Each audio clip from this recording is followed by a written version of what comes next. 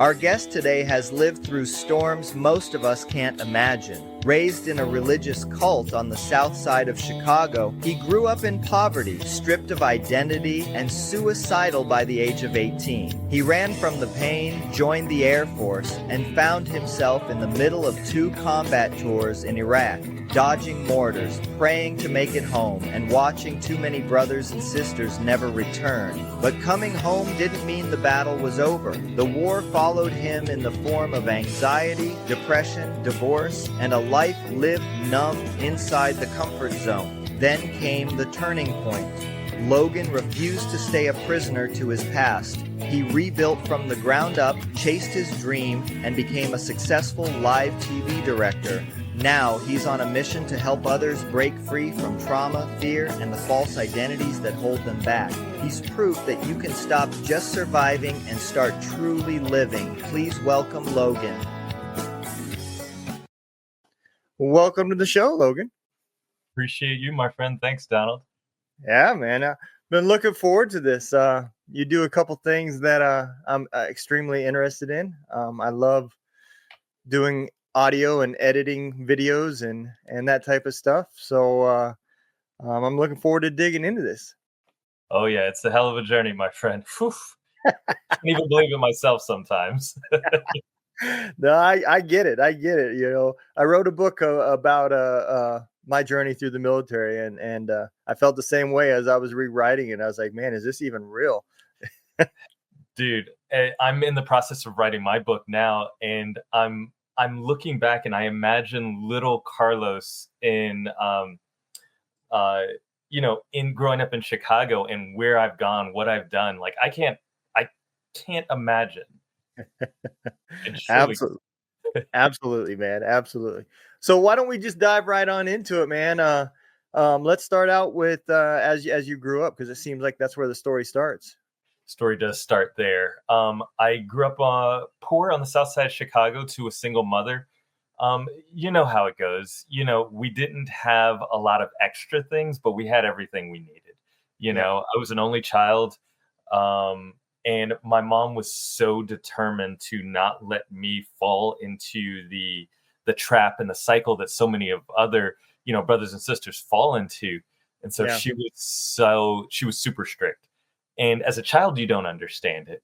But I remember, riding in the backseat of my mom's 1990 Honda Accord, and she would make me kneel down on the floor in certain neighborhoods so I didn't see the drug addicts and the wine heads and the streetwalkers outside. But that was how intensely she was like, this kid is going to make it. Yeah. So, as you mentioned, I grew up in a super strict religious cult.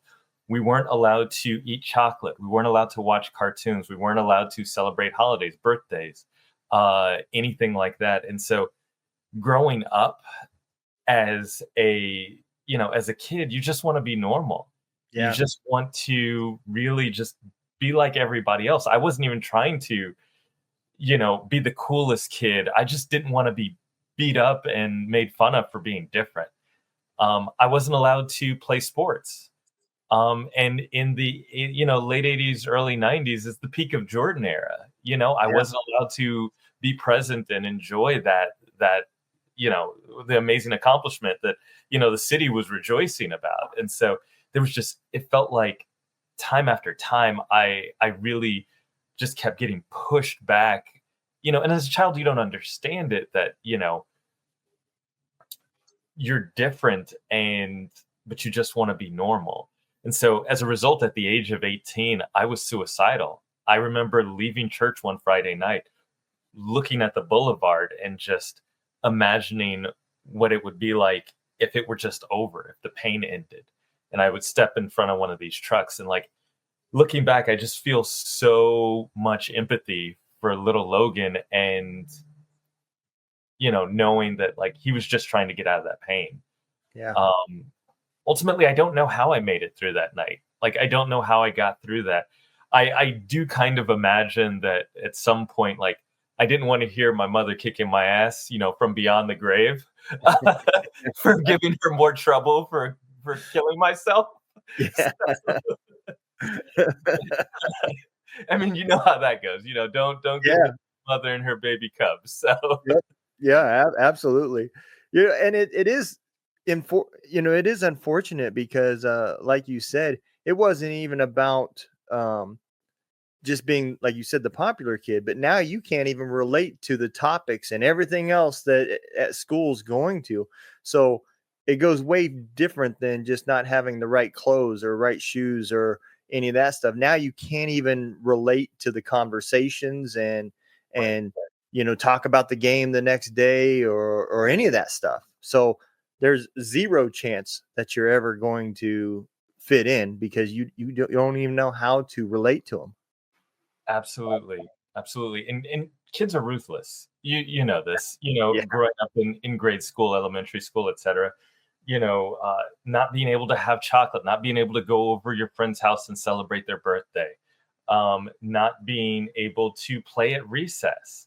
Kids Yeah. don't understand it when you're in kindergarten, first, second, third, that like there's a religious difference. And like I could barely understand it and I was living it. Yeah. So it just was a really difficult mental struggle that I had to navigate. And all in all, now that I'm an adult, I understand that maybe I wouldn't have made every choice that my mother made. My mother, God bless her soul, she's passed on now. But I understand she was really trying to make me the best version of myself and make sure that I got what I needed to. And ultimately, the biggest takeaway that I have from my mother and that experience is I, through some hardship, through a lot of fucking hardship, I have become one of the most mentally resilient persons that I know because of just having to be resilient. Yeah. Um, I mean, but that's not without a few trips to Rock Bottom Hotel, let me tell you. Absolutely. I mean, that's I always tribute that to our veterans as one of the problems. We don't know how to give up. And you know, when you're that person that's looking down and waiting for this person to hit rock bottom so that you can help them back out, and you look down and you say, "Are you there yet? Are you done digging this hole?" And that soldier looks up and says, "Hold my beer. I can keep going." And they Right. just keep digging, man. Um, till they get to the point Unfortunately. where they don't even see the top anymore. They just say, "I'm tired, I'm done," and end it. And it is unfortunate. I, like yourself, I was kind of lucky when I got out. My attempts didn't happen because I got caught and my wife found out, Mm. and later looking back, especially as I was writing that book, I realized I didn't want to die. I just didn't want to live. And that's the big difference. I hated myself so much that I wouldn't even allow myself to love myself or do anything or allow anybody else in as well. And so I do understand that part of it, and it sounds like to me even a part of that was similar to you. You just wanted the physical pain to end as far as the way you're living. It wasn't that you wanted to die; you just wanted something different. And it is tough because when every physical control is out of your control, you take the one option that is in your control, and it does create more pain and more problems for those living. And I think your mom would have came after you and said, "No, you're going to live here just like you live there. Nice try." So true. It's so true. Oh my goodness. So you get to the age and you get past that stage. At some point, you determined there's an alternate route. Let me look at the military. And how did that come about? Great question. And I think about it now, as an adult, it is a fucking amazing journey. As a child, I remember looking back up in my backyard and seeing the airplanes fly into Chicago Midway, Chicago O'Hare, and always just imagining what the journey those people are going on, where they've come, where they're going, what cool things are they doing. And so ever since I can remember, I've always wanted to be a pilot. And so I didn't want to have my mom pay for pilot school because I knew she was poor and I didn't want that burden on her. Yeah. So I chose to join the Air Force with the intention of becoming a pilot. At the time, I wore glasses and my eyesight was too poor to fly. by the time I got eye surgery, I was too old to begin pilot training. So there is kind of the the luck of the draw, as it were, for that. Yeah. But ultimately, it came down to running away. I really wanted to get out of my current situation as a child, living in the cult, being under such a protective mom, and just live my own life. So I joined the Air Force, and I managed airport operations for 12 years, active duty all over the world, Alaska, Belgium, Korea, etc. And I had a blast, met some amazing people, but I ended up getting married pretty early at the age of 19 and with 3 children. And I went on 2 tours to Iraq. And as in the Air Force, a lot of times we're on the base. We're not outside the wire fighting the good fight like a lot of great folks, but it's a different type of support. And Yep. so I was at a assignment, Joint Base Balad, LSA Anaconda, and Mhm. it's affectionately known. I'm sure many of your listeners know it's called Mortaritaville for a reason. Yep. Um, I mean, there's a lot hotter spots out there, but Not we got much. attacked. We got attacked. Yes. I remember, we were based out of Mosul, and I was in a aviation unit as well in the Army. And I remember sitting in the briefs every day, and you would see like one or two dots next to Mosul where targets were hit. And then you wouldn't even see Balad. It was just big circles of where everything was coming in at. And I was like, man, there is definitely worse places to be. That is for sure. But yeah, if the listeners don't know, you can take it from me. I seen it with my own 2 eyes. It is definitely Mortarville. That is for sure. Yeah, whew, it was fun. It was a lot of fun, but as a 20-something-year-old, you really don't understand your mortality Mhm. until you go through something so intense. Yep. And on one hand, your body doesn't want to maintain such a high level of stress day in and day out. We got attacked 7, 8 times a day. Yep. Small arms fire, mortars, etc. But also you're still aware, like, this is not normal. People at home aren't dealing with this. So Yeah. kind of balancing both, like, how do I maintain my awareness and stay sharp day in day out even while I'm sleeping, and also, like, I'm gonna go home, and, like, eventually I hope everything's gonna be okay. And Yeah. being there, seeing such crazy shit happen, like, it changes you. It It just does. changes you, and you have no clue. I don't think, even in the perfect world, if you had all of the training, all of the technology, it's impossible to prepare someone for what that experience is like. Yeah. And I was fortunate. I had good people around me when I came back to push me. I think I wasn't on the ground for a month when I came back, and I was in therapy, and I've been in therapy off and on since then. Um, and I'm super thankful for it. Like, it single handedly changed my life. Yep. But it's, you know, fighting that battle of, like, trying to be present with my wife and kids. I have a photo of me on I think it's my third day home, and my daughter, my little daughter, my youngest daughter is graduating preschool, and I am just a shell of myself. I'm a blank slate, and Yep.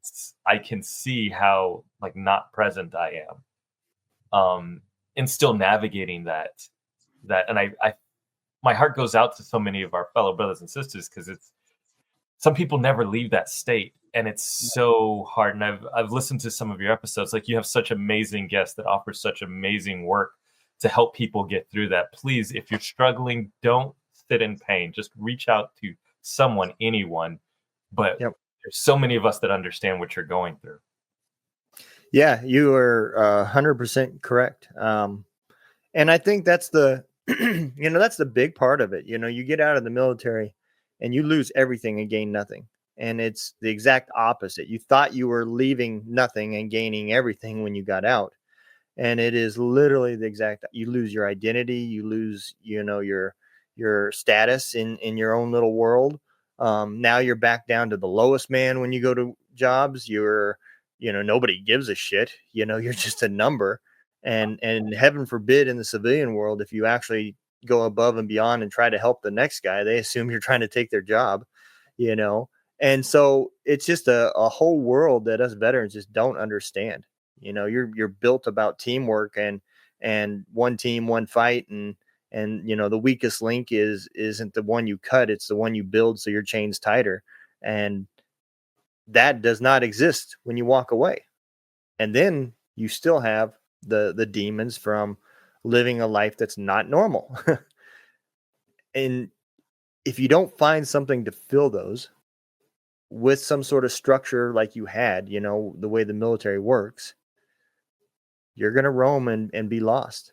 And that's the dangerous part of our community. I don't condone suicide, but I understand it. And I agree with you 100%. There is help out there above and beyond the VA. Absolutely. A simple Google of small nonprofit PTSD will give you a list of non-VA related mom and pop programs that you might feel more comfortable with than, being in a big city and going to a major VA to where it's about quantity, not quality. And it's tough. So yeah, I completely understand where you're coming from. And to your point, that war took 20 years, but it took everybody. It wasn't just the guys going outside the wire. It wasn't just the guys that, was doing support or that. It took a whole team of everybody, to include the people that didn't deploy. I mean, somebody has to stay in another country to protect it as well. And that's where that's what the things that the guests really don't understand, or the listeners don't really understand. The unit I was in at the same time, we were in Colombia, Korea, the Philippines, America, Iraq, Afghanistan, in a unit of 3 regiments, and each regiment has, or 3 battalions, and each battalion has roughly 300 people in it, from your pilots down to your cooks. And it's just not enough. By the time the war was over, we had the Iowa National Guard coming in to maintain operations in Savannah because we didn't have anybody left. Everybody was deployed, and that's one of the reasons why I've got so many months over there is because there was no rest, and it wears on you. So I definitely get it. And to your point, I'm also, I'm writing a book about something that you just talked about. I'm writing my book is a fictionist book, but it's taken that play of the phrase that all veterans know. He lost his battle to his demons, or he's fighting his demons. And this book takes a play off of that, of what if those demons were not psychological? What if those demons was negativity that attached themselves to us while we were deployed and followed us back, and feeds off of that guilt and that shame and everything else. And I put that in the hands of some homeless veterans that realize that's what happened, but because they're homeless veterans and alcoholics or drug users, nobody listens to them. And so that's where that story goes, is these guys are fighting real demons that we use the phrase of fighting their demons. And it's just about the point of how, the theory behind that is, this is how veterans feel. They're fighting demons that nobody believes exist. And that's where it's tough. And so I get it. I get when you came back and you felt alone, because I was there, right there with you. I know what it's like to be on a base being attacked by an enemy that you can't fight back with. You're not shooting a mortar out of the sky. You literally have to live with peace of, well, if it's my time, it's my time, because there is nothing else you can do about it. So I get what you're saying. So how long total were you in with the Air Force? 12 years, a little over 12 years. Okay. I'm assuming in Korea you were at Osan. I was at the O. Yep, I got my first tattoo there. What was it? It was a wizard. It was actually a logo from another tattoo shop that I seen in Ink magazine, and I don't know, I wasn't even old enough to drink yet. I don't think. I think I was 19 or 20, You and probably were in Korea though. I was in Korea. Yep. I went down to Osan. I got my tattoo at Mr. Kim's tattoo shop. Were you at Suwon or Camp Kim or?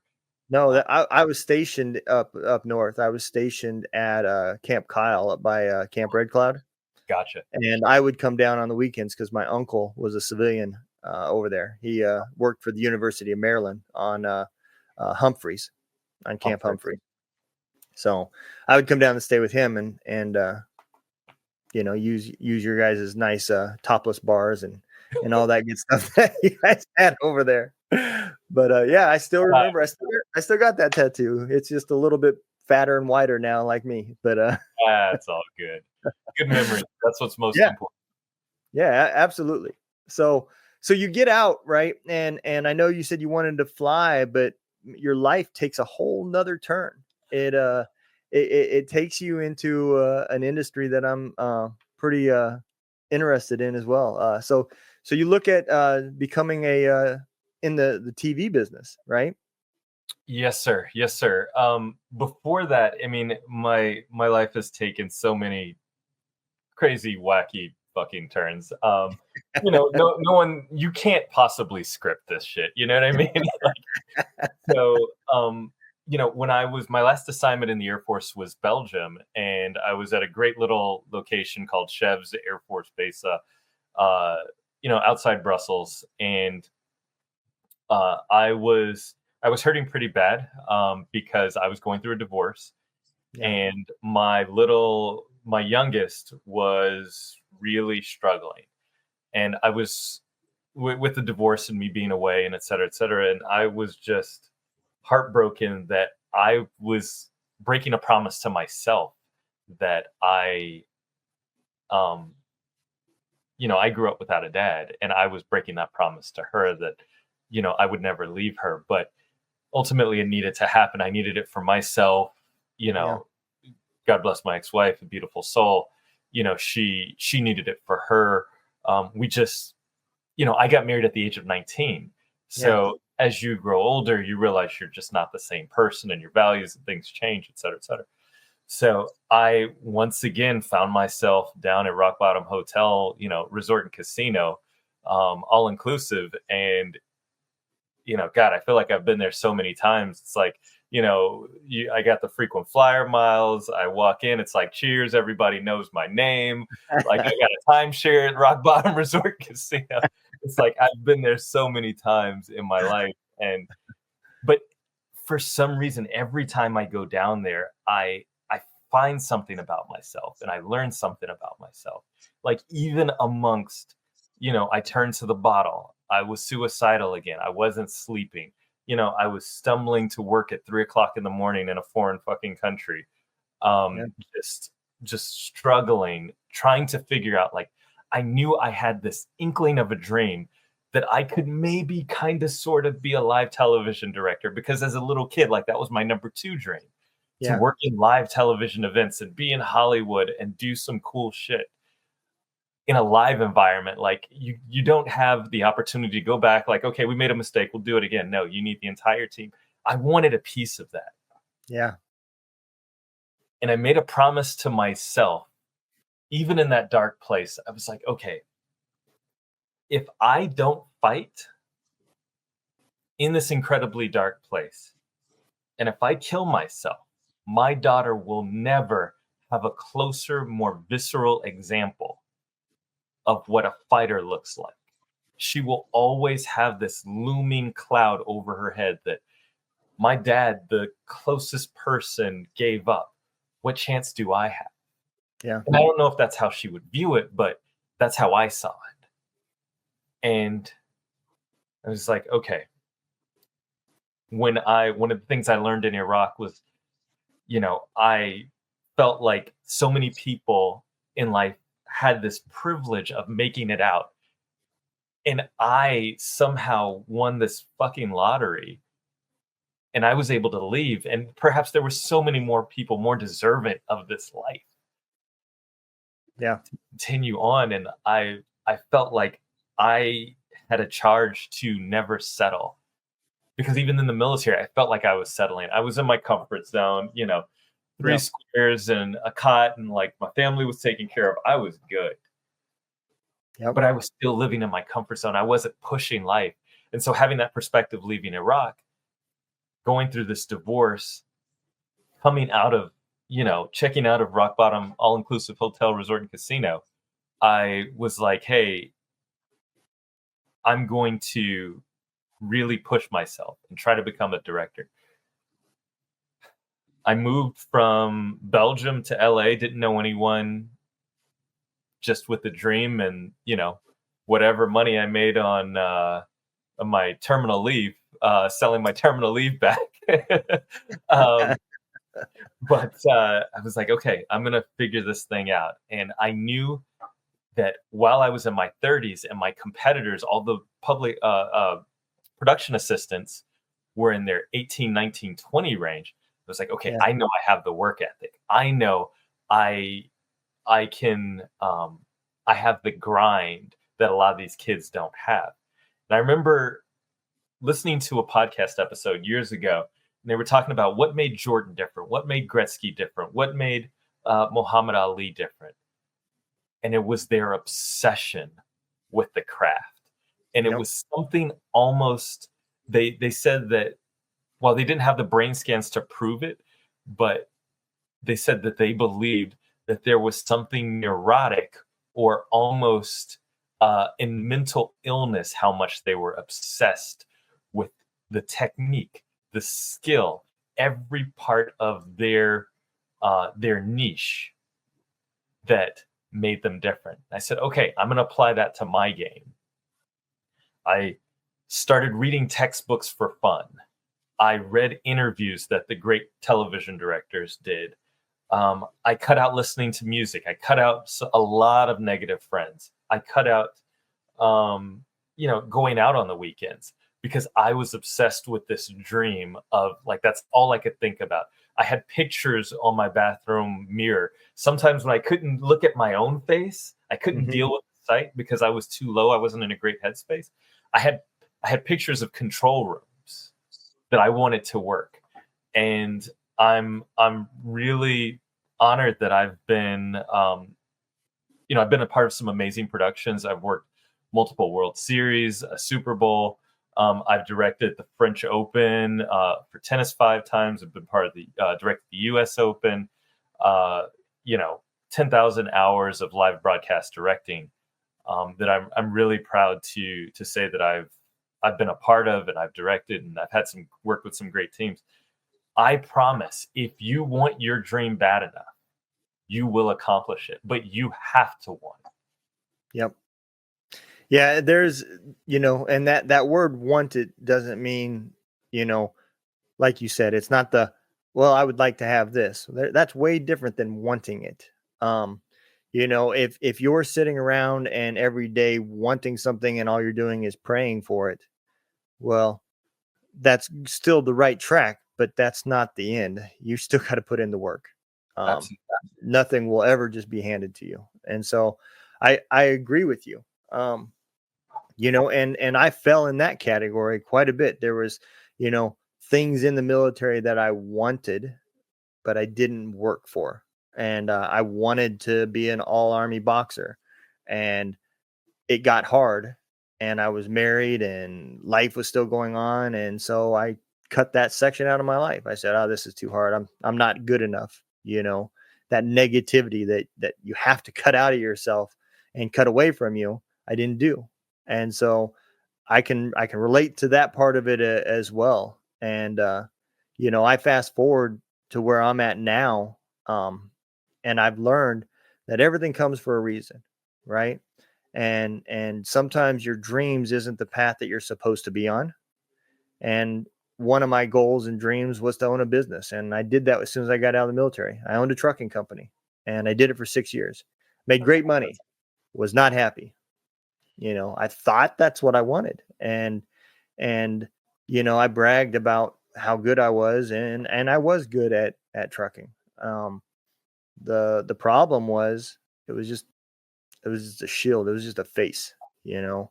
I really didn't care about it. And now that I don't have a job anymore, I'm retired, and I work my nonprofit full time and I podcast full time. I make a lot less money, but I'm 10 times happier.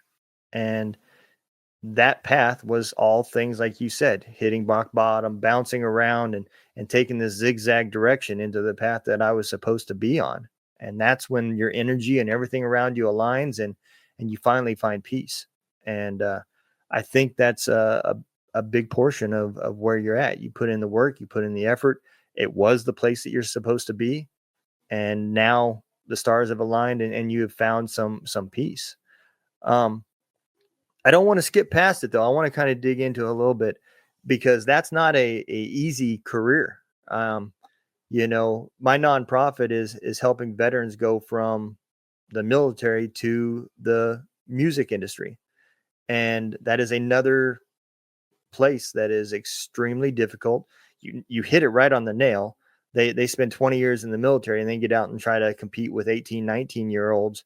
And Sony says, well, I can invest in this guy that I could put on the stage now, but I get 3 or 4 years to return my money off of. Or I can develop this guy that's 18, make him a writer for a while, then turn him into a musician. And I'm making all this money for 30 years.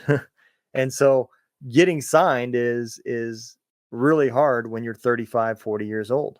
And, I seen that issue. So I started this radio station to where we had a platform that was not part of Spotify, completely away, and only their music was being played, giving them the opportunity to be heard. And it's grown, and I love it. It's amazing work. And it's an industry I know absolutely nothing about, but but I fake it till you make it, and it's doing good. But it is tough, And what's led me to curiosity about your side is we are in the process of trying to make a new category. The Veteran Voice Music Awards is what we're trying to do. It's just something that I want televised. A lot of people don't know it. There's a Miss Veteran American pageant. I may have said the name in wrong order, but that money that is developed, it's done just like the Miss USA pageant. The difference is all of them are female soldiers, veterans, and they compete in their states to get to the national level, the whole 9 yards. And instead of each having different charities, they're all there supporting the same charity, which is to help build shelters for homeless female veterans that have kids. And it's done every year. And I thought I seen that, and I was like, man, we need something like that. And so that's where my idea to make this happen came from. And that's what got me curious about, okay, well, how does the TV work? How do you go about getting something like that on television? And it is tough, man. It's a tough industry. And you're in a town that is built full of toughness. LA is, everybody on the streets fighting for that same career path, something on television, something in the music industry, something, it's in show business. And I can only imagine how many people are standing at the door dropping applications to work in those kind of places. It's the queue is long, that's for sure.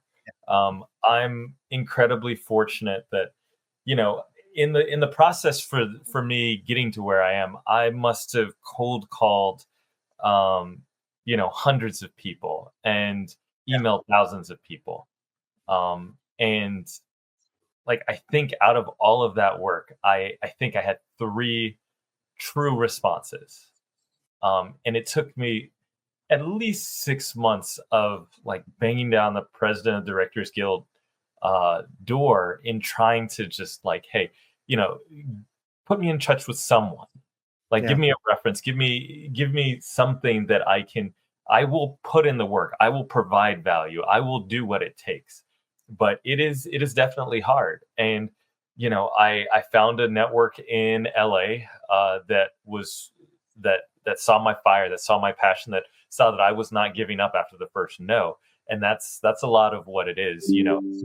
Unfortunately or fortunately, you got to take no on the chin and keep barreling forward.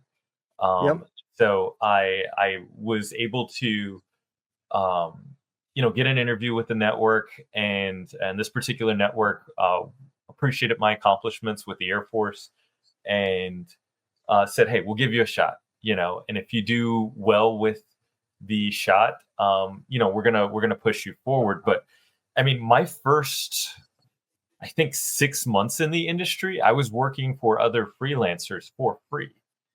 That's Yeah. how bad I wanted to be in this industry, and I knew I didn't have a name for myself. So as a result, to build a name, I needed to get my in. And how am I going to get my in? I had to undercut everybody. So it's like, Yep. hey, I'll work for you for free. Um, and then I remember very viscerally, you know, at the time I had an envelope with my spare cash, and I was down to like $250, and I was like, okay, now it's time to start charging. Yeah. Yeah, absolutely. And that's exactly the attitude of a soldier, a veteran. When they come out of the military, they approach life with the only life skill that they know from the military, and that's you don't give up. Um, you know, it doesn't matter whether, if you try to do something and you fail, that may even turn out to be something you don't ever want to do, but you won't quit until you succeed. And then you decide whether you're going to move on. Okay, I beat that path. I really didn't like this. Let's do something else. But, you know, um, in some cases, like you just said, it was something you wanted, and there wasn't going to be a door that stopped you. You just kept walking through them. And I think that's amazing because I'm proud as a veteran to have that characteristic that travels past the military into the civilian world of they know we may not know everything, but we will put in the time to figure it out. And Absolutely. I think that's amazing. Uh, the going back to so let's kind of back up a little bit because I'm sure most of my listeners don't know anything about this industry. What exactly does a live director do, and what is the normal starting positions before you get to that level? So I primarily specialize in made-for-television events, such as sports events and sports highlight shows. I also do concerts. I also direct corporate events and festivals, conventions, things of that nature. So um, what I do is I sit in a control room with 150 monitors on the wall, each of them having a different source, whether it's a different camera, replay, graphics, a channel, or anything. So when you're watching sports, you might see a lower third on the player bio, or the batter's last, hitting streak, or anything like that. We have teams of folks that are furiously making sure the names are spelled correctly, the numbers are accurate. We have audio engineers that are, when you see them swing the bat, you hear the crack of the ball when they hit that bat. Then they bring up the microphones in the outfield so you can hear the ball catch in the glove. We, as a director, I make sure all of these elements come together at the right time, at the right moment.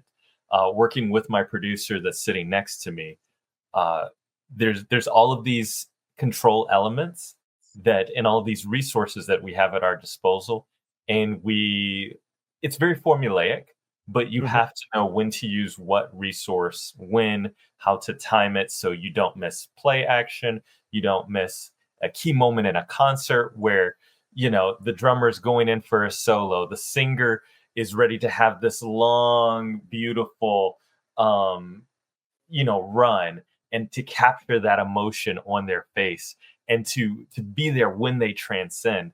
I was also a alto and tenor saxophonist while I was in Korea for a band. So I love having those little moments, like capturing the intimacy of Yeah.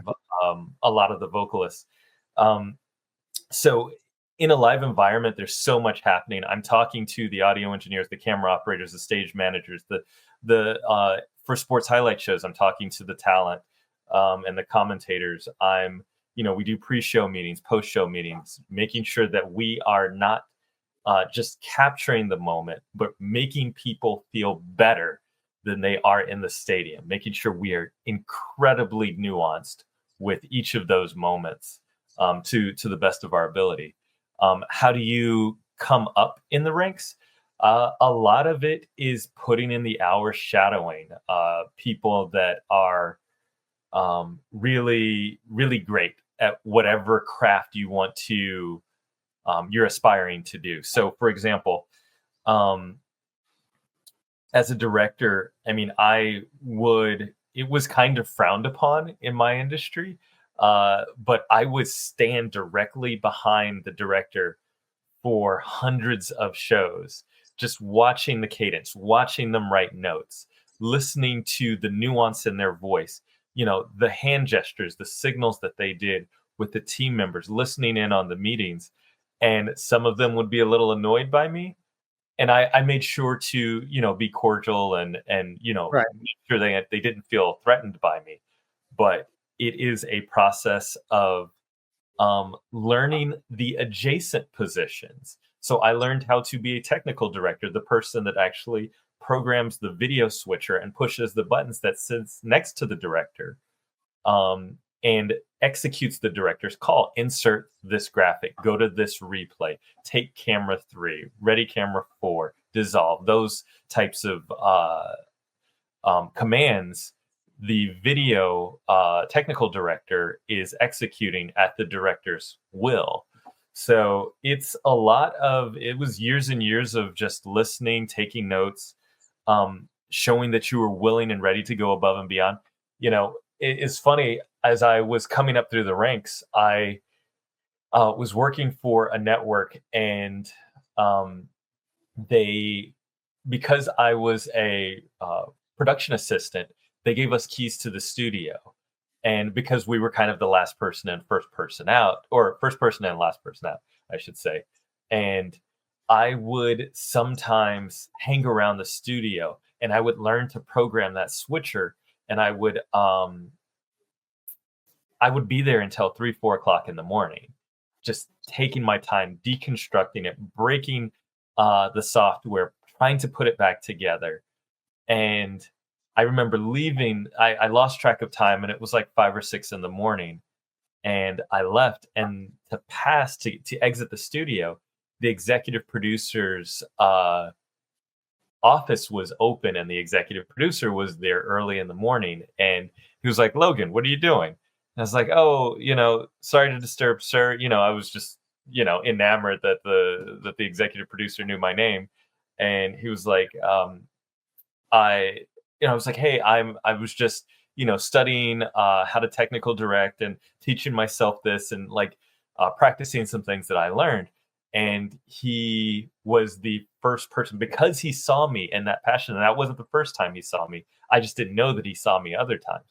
But he Right. gave me my first opportunity to technical direct a show, and I am forever indebted to him. But people will see that extra effort that you give. People will see how much how passionate you are about your craft, and how far you're willing to go to achieve your dream.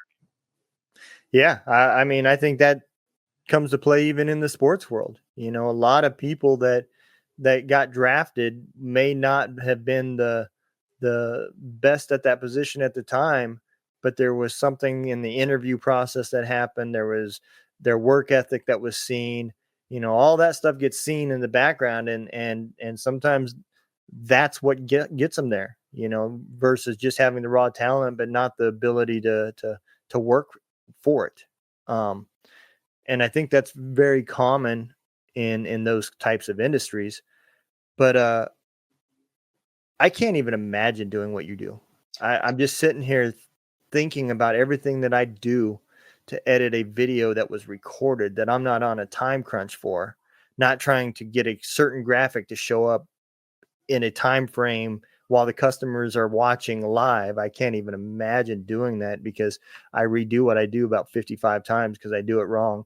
And but I do enjoy it, and I learn on the fly just like that. But I could never do it the way you do it.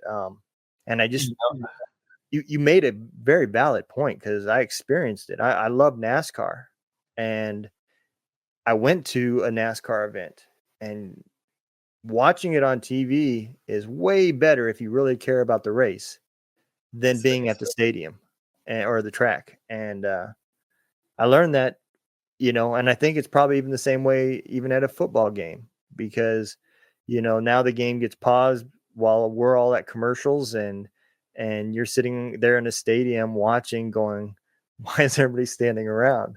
And you don't realize that, well, the TV's on commercial break or whatever. And so I can't even imagine.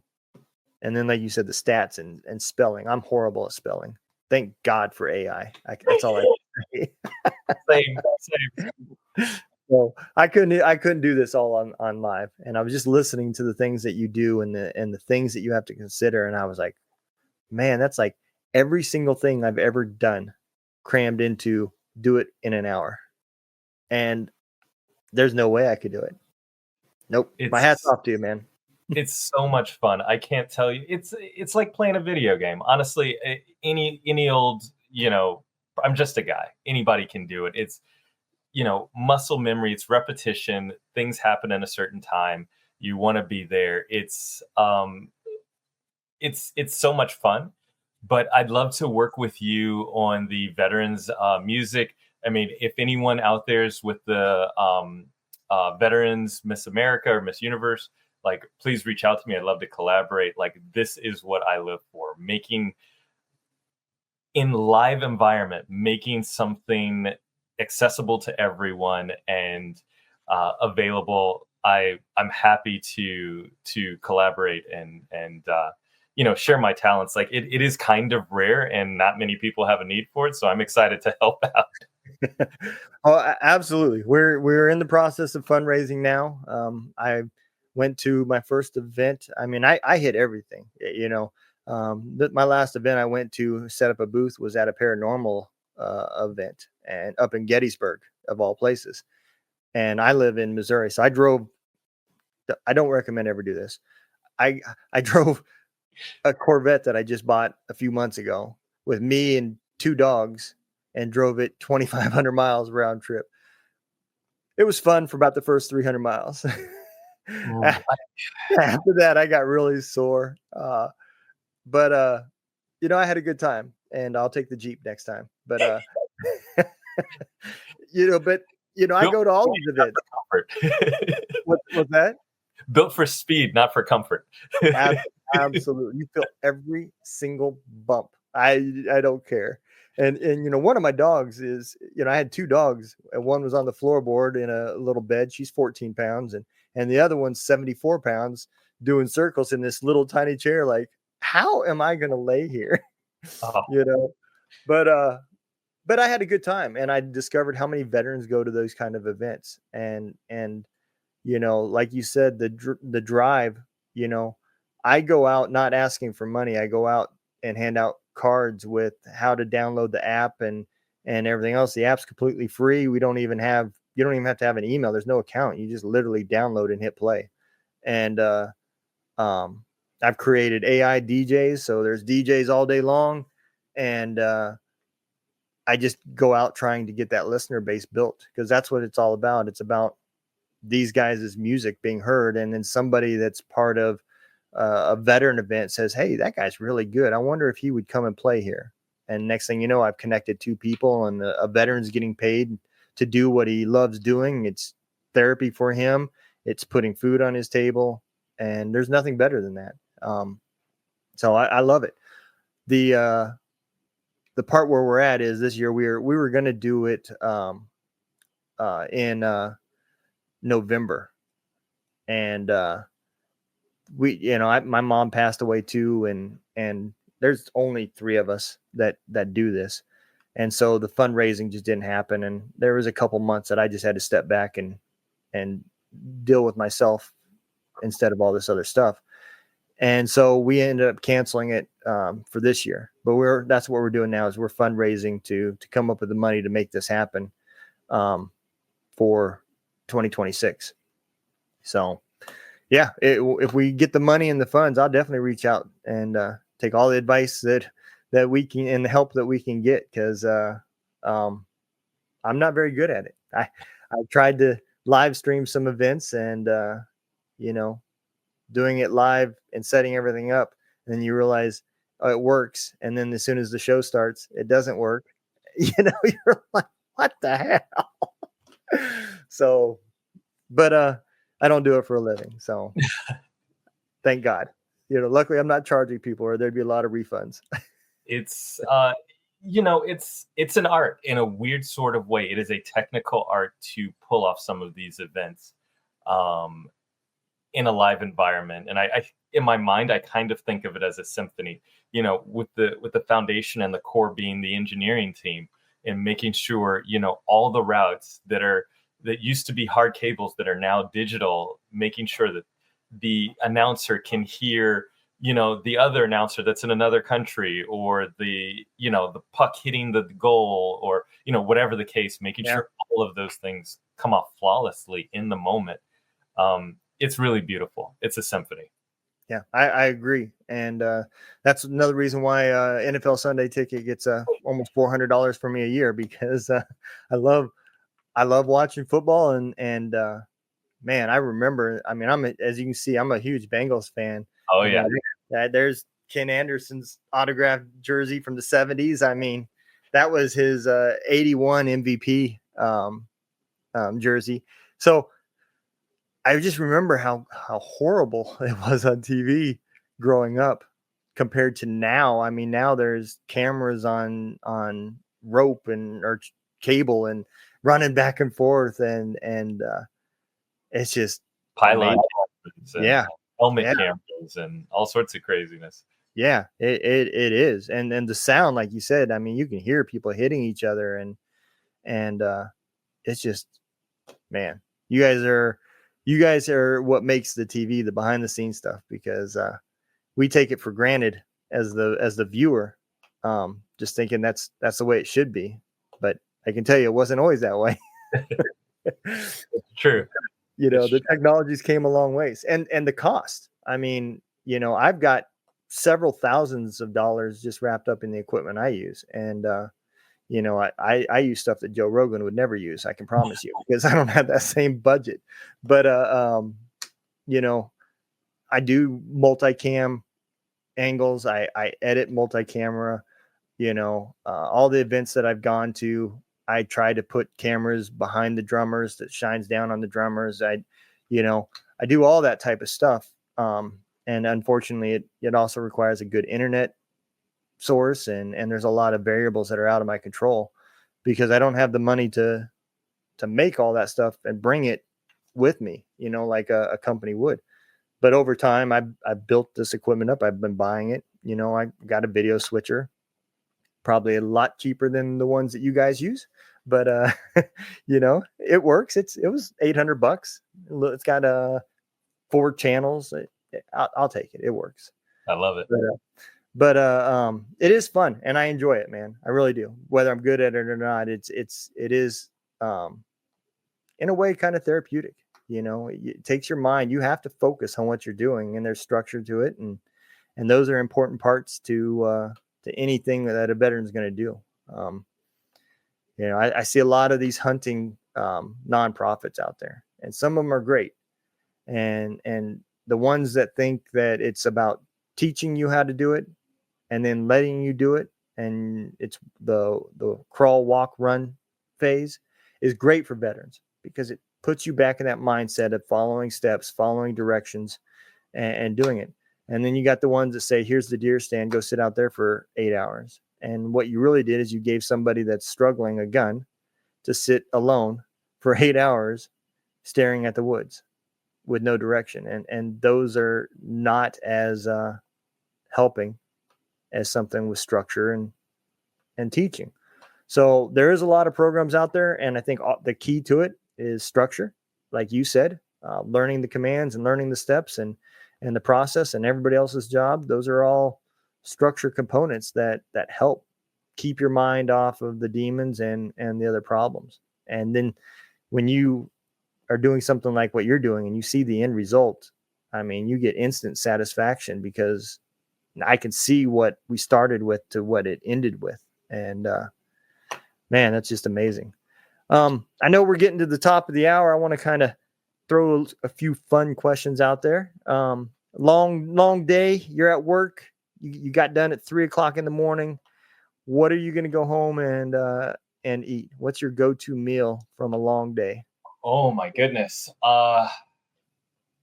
So I'm on kind of a wellness journey now, and I am trying to avoid the sweets, but I definitely have a sweet tooth. Like, I am an ice cream guy.